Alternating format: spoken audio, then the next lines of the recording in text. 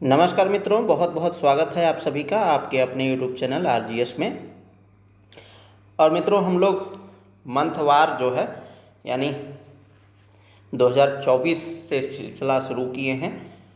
जो UP PCS का exam होने वाला है आगामी अक्टूबर में, उसको ध्यान में रखते हुए हम हर माह की जो घटनाक्रम है उसे शामिल करते हुए इस करंट अफेयर की रिवीजन सेशन में फिर से हाजिर हैं। तो जो अगस्त और सितंबर माह का जो करंट अफेयर है उसे लेकर के हाजिर है। पिछले पार्ट में हम लोगों ने जुलाई और अगस्त का देखा था। इस बार अगस्त और सितंबर माह के करंट अफेयर को लेकर के हाजिर हैं और यह यूपी पीसीएस के लिए बहुत ही इम्पोर्टेंट हो जाता है। तो उत्तर प्रदेश की प्रमुख जो घटनाक्रम है उसे हम लोग इस सेशन में देखने वाले हैं। तो चलिए सेशन की शुरुआत करते हैं। तो ये जो रिवीजन क्लास है, ये रिवीजन क्लास सितंबर, अगस्त और सितंबर 2024 की घटनाक्रम से संबंधित है। तो चलिए हम लोग सेशन की शुरुआत करते हैं। उत्तर प्रदेश का घटनाक्रम देख रहे हैं। तो उत्तर प्रदेश में नए औद्योगिक प्लांट स्थापित किए गए। कहाँ पर? उत्तर प्रदेश लघु उद्योग विकास निगम ने घोषणा किया है कि उत्तर प्रदेश के 60 जिलों में लघु उद्योग निगम की तरफ से 6000 छोटे उद्योग लगवाए जाएंगे। युवाओं को 20 लाख रुपए तक की कीमत पर प्लाट उपलब्ध होंगे तथा साथ ही साथ 3% ब्याज पर लोन भी दिए जाएंगे।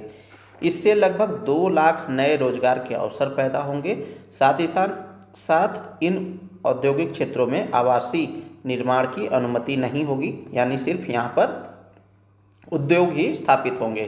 ठीक है। और 20 लाख रुपए तक के जो कीमत के प्लाट होंगे वो उपलब्ध होंगे। ठीक है। और 3% ब्याज दर पे, जिससे यह सुनिश्चित होगा कि केवल उद्योग ही स्थापित हो। हर छोटे उद्योग में लगभग 30 से 35 लोगों को रोजगार मिलेगा, जिससे युवाओं को आत्मनिर्भर बनने का अवसर मिलेगा। तो ये पहला टॉपिक था। दूसरा टॉपिक है उत्तर प्रदेश सरकार द्वारा डेटा सेंटर स्थापित करके सुरक्षित डेटा भंडारण को बढ़ावा दिया जाना है। तो डेटा सेंटर स्थापित करना है। ठीक है। और इससे क्या होगा? सुरक्षित डेटा भंडारण को बढ़ावा मिलेगा। साथ ही साथ इसमें 30,000 करोड़ के निवेश का लक्ष्य रखा गया है। उत्तर प्रदेश का लक्ष्य है कि 30,000 करोड़ के कुल निवेश के साथ 8 डेटा केंद्र स्थापित किए जाएंगे, जिसमें निजी खिलाड़ियों यानी निजी जो पार्टिसिपेशन है उसे आकर्षित करना है। साथ ही साथ डेटा सेंटर की संयुक्त क्षमता 900 मेगावाट होगी और यह नोएडा के पास स्थित होगा। तो प्रश्न में आ जाए कि उत्तर प्रदेश में कितने डेटा सेंटर स्थापित करने की बात रखी गई थी सितंबर 2024 में, तो 8 डेटा सेंटर थे। ठीक है। इसमें 30,000 करोड़ रुपए का निवेश करना लक्ष्य रखा गया था। चलिए अगला टॉपिक है कारोबार संबंधी सुधारों को लागू करने के मामले में उत्तर प्रदेश देश में पहले स्थान पर है। तो यह रिपोर्ट किसके द्वारा जारी की गई है? तो उद्योग एवं आंतरिक व्यापार संवर्धन विभाग यानी DPIIT, जिसे हम लोग शॉर्ट फॉर्म में बोलते हैं। और यह जो है वाणिज्य एवं उद्योग मंत्रालय के अंतर्गत कार्य करता है DPIIT। और इसने अभी जानकारी दी है कि जो कारोबार संबंधी सुधार है उसमें उसको लागू करने में उत्तर प्रदेश का स्थान क्या है? प्रथम स्थान है। ठीक है। तो ये याद रखना है। तो BRAP में टॉप अचीवर श्रेणी में उत्तर प्रदेश को दर्जा मिला है और इसमें 2 व्यवसाय केंद्रित तथा 1 नागरिक केंद्रित क्षेत्र में टॉप अचीवर का दर्जा हासिल है। ठीक है। सुधार के प्रमुख क्षेत्रों में से एक भूमि प्रबंधन और हस्तांतरण था, जहां उत्तर प्रदेश ने भूमि के रिकॉर्ड का डिजिटलीकरण किया और साथ ही साथ ऑनलाइन भूमि आवंटन प्रणाली की शुरुआत की। इससे भूमि लेन देन प्रक्रिया की अवधि और प्रयास में उल्लेखनीय कमी देखने को मिली है, जिसके फलस्वरूप व्यवसायों के लिए भूमि अधिग्रहण करना सुगम हो गया है। साथ ही साथ निर्माण परमिट के संदर्भ में उत्तर प्रदेश ने ऑनलाइन भवन योजना अनुमोदन प्रणाली लागू की है और सिंगल विंडो अप्रूवल के लिए विभिन्न विभागों को एकीकृत किया है। तो सिंगल विंडो अप्रूवल क्या है कि जो भी अन्य डिपार्टमेंट से अप्रूवल लेने होते हैं वो एक ही जगह उपलब्ध हो, तो उसी को बोलते हैं सिंगल विंडो अप्रूवल। तो इसमें इन विभिन्न विभागों को एकीकृत किया है। इससे निर्माण परमिट प्राप्ति प्रक्रिया की अवधि में उल्लेखनीय कमी आई है, जिससे राज्य में व्यापार करने की सुगमता में सुधार हुआ है। चलिए अगले टॉपिक की ओर बढ़ें। तो नमामि गंगे के तहत उत्तर प्रदेश में 5 परियोजनाओं को मंजूरी। तो नमामि गंगे क्या है? एक अम्ब्रेला स्कीम है और इसके अंतर्गत जो गंगा नदी बेसिन है उसके क्षेत्र को, गंगा नदी बेसिन को क्षेत्र को जो है प्रदूषण मुक्त बनाना है। साथ ही साथ उनके जो सतत प्रवाह के रूप में उन नदियों को स्थापित करना है। तो इसकी जो परिकल्पना है नमामि गंगे कार्यक्रम की 2014 में शुरू किया गया था नमामि गंगे को, ठीक है। और यह परियोजना जो है 20,000 करोड़ के बजटीय आवंटन के साथ शुरू हुई थी। तो 2014 में यह परियोजना शुरू की गई थी 20,000 करोड़ रुपए का बजटीय आवंटन के साथ। फिर 2021 में क्या हुआ है? तो 2021 में यह 5 वर्षों के लिए कार्य योजना इसमें निर्धारित की गई थी, ठीक है। और यह 2026 तक पूरा होने वाला है। तो नमामि गंगे के तहत उत्तर प्रदेश में 5 परियोजनाओं को मंजूरी मिली है। कौन कौन सी परियोजना है उसे हम लोग देख लेते हैं क्विक रूप में। तो 56वीं कार्यकारी समिति की बैठक हुई। उस दौरान क्या हुआ कि 73.3 लाख करोड़ की लागत वाली 5 परियोजनाओं को मंजूरी प्रदान की गई थी। इन परियोजनाओं का उद्देश्य क्या है? तो गंगा नदी के प्रदूषण को कम करके गंगा नदी के संरक्षण और सफाई के लिए कदम उठाना है। कार्यकारी समिति की बैठक में जिन परियोजनाओं को मंजूरी दी गई थी वे इस प्रकार हैं। जैसे smart laboratory for clean river परियोजना के लिए सचिवालय, तो सचिवालय बनाया जाएगा किसके लिए? Smart laboratory for clean river परियोजना के लिए। तो यह जो है इस परियोजना के अंतर्गत नमामि गंगे और IIT BHU के बीच संस्थागत ढांचे के तहत वाराणसी में smart laboratory for clean river परियोजना के सचिवालय की स्थापना करने का प्रावधान किया गया है। तो अगर प्रश्न आपसे ये बने कि smart laboratory for clean river परियोजना के तहत जो है जो सचिवालय का निर्माण किया जाएगा, कहाँ पर किया जाएगा? तो वाराणसी में किया जाएगा। किसके किसके सहयोग से?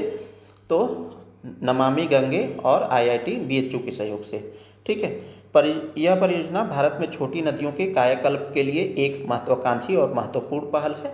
इस तरह की परियोजना का उद्देश्य नदियों को उनके प्राकृतिक मूल रूप में परिवर्तित करना है, जल स्रोतों की रक्षा करना है और पर्यावरणीय संतुलन को बहाल करना है। दूसरी परियोजना जिसे मंजूरी मिली है तो काली नदी के प्रदूषण को रोकने का प्रयास। तो बुलंदशहर जिले के गुलावटी में एक महत्वपूर्ण पर्यावरणीय परियोजना को मंजूरी दी गई है, जिसका उद्देश्य गंगा की सहायक पूर्वी काली नदी के प्रदूषण को रोकना है। इस परियोजना के अंतर्गत इंटरसेप्शन एवं डाइवर्जन के साथ ही 10 MLD यानी मिलियन लीटर प्रतिदिन क्षमता के सीवेज ट्रीटमेंट प्लांट, जिसे हम लोग STP शॉर्ट फॉर्म में बोलते हैं, इसका निर्माण किया जाएगा। कहाँ, किस नदी पर? काली नदी पर। कहाँ पर किया जाएगा? बुलंदशहर में, ठीक है। और इस परियोजना की कुल अनुमानित लागत 50.98 करोड़ रुपए है, जिसमें अगले 15 वर्षों के लिए रखरखाव और प्रबंधन भी शामिल है। तो जो STP होता है, जो हम लोग घरों से अपना सीवेज लाइन जो है जोड़ते हैं इस STP से, और वो क्या करता है कि जो अवांछित मटेरियल हैं उन्हें ट्रीटमेंट करके क्लीन वाटर को क्लीन करके यह आगे को प्रेषित करता है। तो STP का यही काम होता है। साथ ही साथ रायबरेली में फीकल स्लज मैनेजमेंट परियोजना को मंजूरी दी गई है। तो नमामि गंगे कार्यक्रम के तहत रायबरेली के डलमऊ में गंगा नदी के प्रदूषण को कम करने के लिए फीकल स्लज मैनेजमेंट परियोजना को मंजूरी दी गई है। इस परियोजना के तहत 8 KLD क्षमता वाले प्लांट के साथ 15 किलोवाट के सोलर पावर प्लांट की भी स्थापना की जाएगी। यह परियोजना BDOT मॉडल पर आधारित होगा, जिसकी कुल लागत 4.40 करोड़ है। परियोजना में इसके रखरखाव और प्रबंधन के लिए 5 साल तक की अवधि भी शामिल है। यह पहल गंगा नदी के प्रदूषण को कम करने और स्थानीय समुदाय को स्वच्छता सेवाएं प्रदान करने के उद्देश्य से की गई है। साथ ही साथ छिबकी रेलवे स्टेशन पर अर्थ गंगा केंद्र की स्थापना। तो छिबकी कहाँ पर है? ये प्रयागराज के निकट है और वहीं पर छिबकी रेलवे स्टेशन पर अर्थ गंगा केंद्र की स्थापना की जाएगी और स्टेशन की बांडिंग की परियोजना को मंजूरी दी गई है। ठीक है। सहायक नदियों के कायाकल्प को मंजूरी दी गई है। तो जो बाबा साहेब भीमराव अंबेडकर केंद्रीय विश्वविद्यालय है, ये लखनऊ में अवस्थित है, इसके द्वारा प्रकृति आधारित समाधानों के माध्यम से ऊपरी गोमती नदी बेसिन में निचले क्रम की धाराओं और सहायक नदियों के कायाकल्प की योजना को भी मंजूरी दी गई है। इस परियोजना की अनुमानित लागत 81.09 लाख है और यह परियोजना बहुत महत्वपूर्ण है क्योंकि छोटी नदियां और धाराएं बड़ी नदियों के जल प्रवाह और पारिस्थितिक तंत्र के लिए महत्वपूर्ण होती हैं। ठीक है, चलिए अगले टॉपिक की ओर बढ़ें। तो उत्तर प्रदेश की नई सोशल मीडिया पॉलिसी लागू की गई है और इस पॉलिसी के तहत क्या किया गया है कि फेसबुक हो गया, एक्स हो गया जिसे पूर्व में हम लोग ट्विटर जानते थे, साथ ही साथ इंस्टाग्राम हो गया, यूट्यूब, इन सभी प्लेटफार्मों पर क्या है कि सरकार के जो पॉलिसीज़ हैं उन्हें दिखाने के लिए जो यहाँ के सोशल मीडिया के इन्फ्लुएंसर हैं उन्हें क्या है आर्थिक सहायता मिलेगी। तो नई सोशल मीडिया पॉलिसी के अनुसार सोशल मीडिया इन्फ्लुएंसर अपने प्लेटफार्म पर सरकार की योजनाओं और पहलों को साझा करके प्रति माह 8 लाख तक की आय अर्जित कर सकते हैं। देश के विभिन्न भागों एवं विदेशों में रह रहे राज्य के निवासियों को बड़ी संख्या में रोजगार उपलब्ध कराना सुनिश्चित किया गया है। तो ये राज्य के निवासियों के लिए है। ठीक है। इसके अनुसार लिस्टिंग के लिए एक्स, फेसबुक, इंस्टाग्राम और यूट्यूब को सब्सक्राइबर तथा फॉलोवर्स के आधार पर 4 श्रेणियों में विभाजित किया गया है। अब देखिए, एक्स, फेसबुक और इंस्टाग्राम के खाता धारकों या ऑपरेटरों तथा प्रभावितों को भुगतान के लिए श्रेणीवार अधिकतम भुगतान सीमा भी निर्धारित की गई है, जो क्रमशः 5 लाख, 4 लाख, 3 लाख एवं 2 लाख रुपए प्रति माह निर्धारित किए गए हैं। यूट्यूब पर वीडियो शॉर्ट्स पॉडकास्ट भुगतान के लिए श्रेणीवार अधिकतम भुगतान सीमा क्रमशः 8 लाख रुपए, 7 लाख रुपए, 6 लाख रुपए और 4 लाख रुपए प्रति माह तय की गई है। सरकार ने विज्ञापनों को संभालने के लिए एक डिजिटल एजेंसी भी फार्म को सूचीबद्ध किया है। यह वीडियो, ट्वीट, पोस्ट और रील दिखाने के लिए जिम्मेदार होगी। नीति में आपत्तिजनक सोशल मीडिया सामग्री से निपटने के लिए दिशा निर्देश भी प्रस्तुत किए गए हैं। सोशल मीडिया पर राष्ट्र विरोधी, असामाजिक संदेश, फेक न्यूज़ या भड़काऊ सामग्री पोस्ट करने पर कार्रवाई भी की जाएगी। चलिए अगले टॉपिक की ओर बढ़ें। तो उत्तर प्रदेश बोर्ड व्यावसायिक शिक्षा। तो जो यूपी बोर्ड है उस बोर्ड के तहत जो है व्यावसायिक शिक्षा को बढ़ावा दिया जाना, ये इस योजना का मुख्य लक्ष्य है। तो इसमें होगा क्या कि उत्तर प्रदेश बोर्ड से मान्यता प्राप्त स्कूल तथा कक्षा 6 से ही व्यावसायिक शिक्षा को शामिल करने की तैयारी कर रहे हैं। तो जो विद्यार्थी हैं जो कक्षा 6 से ही स्कूल में पढ़ रहे हैं उन्हें व्यावसायिक शिक्षा दी जाए तो वो क्या है कि आने वाले समय में अपने आत्मनिर्भरता की ओर बढ़ेंगे और अपना कोई कौशल सीख करके व्यवसाय कर सकते हैं। अब देखिए होता क्या है कि जो कौशल की डिमांड होती है और साथ ही साथ जो एम्प्लॉयर के बीच मांग होती है उनमें अंतर होता है, जिसके कारण क्या होता है बेरोजगारी की स्थिति उत्पन्न होती है। तो ऐसे में क्या है कि जब बच्चों में कौशल उत्पन्न कर दिया जाएगा तो वो आने वाले समय में अपना आय अर्जित कर सकते हैं। तो इसका मुख्य उद्देश्य क्या है? छात्रों को कक्षा 12 में पहुंचने तक विभिन्न व्यावसायिक विषयों में महत्वपूर्ण कौशल प्रदान करना है, जिससे वे अपने दम पर उद्यमशीलता के क्षेत्र में आगे बढ़ सकें। अब देखिए स्कूल हो या विश्वविद्यालय हो, वो करते क्या है कि एक प्लेन जो है डिग्री या सर्टिफिकेट प्रदान कर देते हैं और उससे होता क्या है कि बच्चे जो है एकेडमिक रूप से स्ट्रांग तो होते हैं, लेकिन टेक्निकली की रूप से या व्यावसायिक रूप से वो इतने स्ट्रांग नहीं हो पाते हैं कि वो अपना आय सृजन कर सकें। तो ऐसे में ज़रूरत है जो जनसंख्या बल है उन्हें जब हम मानव संसाधन के रूप में परिवर्तित करें तो उन्हें व्यावसायिक शिक्षा की ओर अग्रसर करें। तो आज का जब आप न्यूज़पेपर पढ़ेंगे, आज मतलब 8 सितंबर की न्यूज़पेपर को जब आप पढ़ेंगे तो इसमें जो उत्तर प्रदेश की राज्यपाल हैं आनंदीबेन पटेल जी, उन्होंने कहा है कि जो विश्वविद्यालय हैं उनका कर्तव्य है कि छात्रों को नौकरी दिलवाएं। ठीक है, तो कैसे संभव हो सकता है, इतने छात्र ह्यूज मात्रा में पढ़ रहे हैं भारी संख्या में, और सभी छात्रों को नौकरी कैसे दिलवाया जा सकता है। लेकिन जब उनके पास कोई कौशल होगा तो वो अपना व्यवसाय कर सकते हैं, अपना कोई उद्यम कर सकते हैं या अन्य कई फैक्ट्रियों में कार्य कर सकते हैं। तो ये जो है बहुत ही अच्छा इनिशिएटिव है उत्तर प्रदेश बोर्ड व्यावसायिक शिक्षा के द्वारा।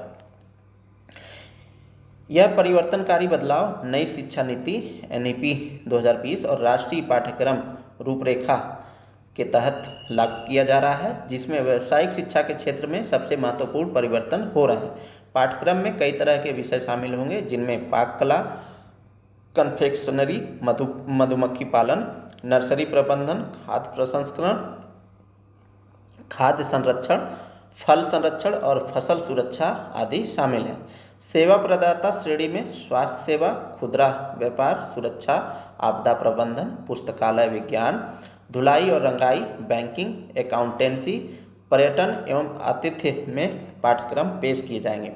कक्षा 6 से 12 तक विद्यार्थियों को इन विषयों में आधारभूत शिक्षा दी जाएगी तथा कक्षा 11 से 12 तक में वे किसी एक क्षेत्र में विशेषज्ञता हासिल करेंगे। अगला जो टॉपिक है या घटनाक्रम है, संस्कृत विद्यालयों के विद्यार्थियों को छात्रवृत्ति प्रदान करने की पहल है उत्तर प्रदेश गवर्नमेंट के द्वारा। तो इसके तहत क्या होगा कि राज्य के 500 से अधिक संस्कृत विद्यालयों में पढ़ने वाले सभी छात्रों को छात्रवृत्ति देने का निर्णय लिया गया है। अब देखिए, जो भाषा है वो क्या है, हमारे संस्कृति का हिस्सा है और संस्कृत भी एक भाषा है। ठीक है, और ये भी हमारे संस्कृति का हिस्सा है। तो इसे संरक्षित करना इसलिए भी ज़रूरी है क्योंकि जब विभिन्न प्रकार की भाषाएं होती हैं, विभिन्न प्रकार की संस्कृतियां होती हैं, तो एक जो कंपोजिट कल्चर बनता है उससे क्या होता है, देश का सर्वांगीण विकास होता है। ठीक है, तो इसमें जो संस्कृत के जो विद्यार्थी हैं उन्हें छात्रवृत्ति प्रदान करना है। ठीक है, और राज्य सरकार ने यहाँ पर जो आय सीमा थी परिवार की, वार्षिक आय सीमा 50,000 रुपये से कम होनी चाहिए, ये आय सीमा हटा दी है। ठीक है, अब जो है सारे बच्चों को ये मिलेगा। तो नई योजना के तहत जो है कक्षा 6 और 7 के बच्चों को 50 रुपये, 8 के बच्चों को 75 रुपये प्रति माह, वहीं कक्षा 9 और 10 के विद्यार्थियों को 100 रुपये प्रति माह और कक्षा 11 एवं 12 के विद्यार्थियों को 200 रुपये प्रति माह। तो यहाँ पर आप अमाउंट याद रखिएगा, 50 रुपये, ठीक है, 75 रुपये, 100 रुपये और 200 रुपये। ठीक है, तो कक्षा 6-7 के लिए 50 रुपये, कक्षा 8 के लिए 75 रुपये, कक्षा 9-10 के लिए 100 रुपये और कक्षा 11-12 के लिए 200 रुपये ये निर्धारित किए गए हैं प्रति माह की दर से। ठीक है, चलिए अगले टॉपिक की ओर बढ़ें। तो उत्तर प्रदेश राज्य महिला आयोग, इनके अध्यक्ष की नियुक्ति की गई है और किन्हें बनाया गया है, बबीता चौहान को। तो उत्तर प्रदेश सरकार ने राज्य महिला आयोग का गठन करने के साथ ही बबीता चौहान को राज्य महिला आयोग के अध्यक्ष के रूप में नियुक्त किया है और जो अर्पणा यादव हैं उनको उपाध्यक्ष की जिम्मेदारी सौंपी है। तो बबीता चौहान जी जो है अध्यक्ष बनी है उत्तर प्रदेश राज्य महिला आयोग की और अर्पणा यादव जो है उपाध्यक्ष बनी है उत्तर प्रदेश राज्य महिला आयोग की। उत्तर प्रदेश राज्य महिला आयोग के बारे में बात करें तो प्रदेश में महिलाओं के उत्पीड़न संबंधी शिकायतों के निस्तारण, विकास की प्रक्रिया में सरकार को सलाह देने तथा उनके सशक्तिकरण हेतु आवश्यक कदम उठाने के उद्देश्य को लेकर के वर्ष 2002 में महिला आयोग का गठन किया गया था वर्ष 2004 में आयोग के क्रियाकलापों को कानूनी आधार प्रदान करने के लिए उत्तर प्रदेश राज्य महिला आयोग अधिनियम 2004 अस्तित्व में आया था। उसके बाद जून 2007 में इसमें संशोधन किया गया। उसके बाद 2013 में इसमें संशोधन किया गया। तो उत्तर प्रदेश राज्य महिला आयोग एक क्या है, सांविधिक निकाय है।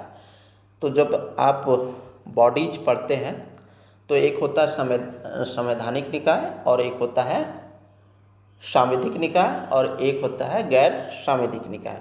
तो जो संवैधानिक निकाय होता है उसका वर्णन कहीं न कहीं संविधान में होता है, ठीक है। जो सांविधिक निकाय होते हैं उनका जो गठन होता है वो किसी न किसी अधिनियम के माध्यम से होता है। तो जैसे कि उत्तर प्रदेश राज्य महिला आयोग अधिनियम 2004 के माध्यम से उत्तर प्रदेश राज्य महिला आयोग का गठन किया गया। तो यह क्या हुआ, एक सांविधिक निकाय हुआ। और गैर सांविधिक निकाय में वे बॉडी जाती हैं जिनका गठन न तो किसी अधिनियम के मार्फत से हुआ हो और न ही किसी अनुच्छेद के माध्यम से किया गया हो, ठीक है। वो एग्जीक्यूटिव पावर के जरिए जो है उसका गठन किया जाता है, जैसे कि नीति आयोग, ठीक है। तो ये था उत्तर प्रदेश से संबंधित प्रमुख घटनाक्रम जो अगस्त और सितंबर माह से संबंधित था 2024 के संदर्भ से, ठीक है। तो आगे का क्रम हम लोग इसी प्रकार जारी रखेंगे। तो मिलते हैं किसी नेक्स्ट वीडियो में, तब तक के लिए बहुत बहुत शुक्रिया, बहुत बहुत धन्यवाद। जय हिंद दोस्तों।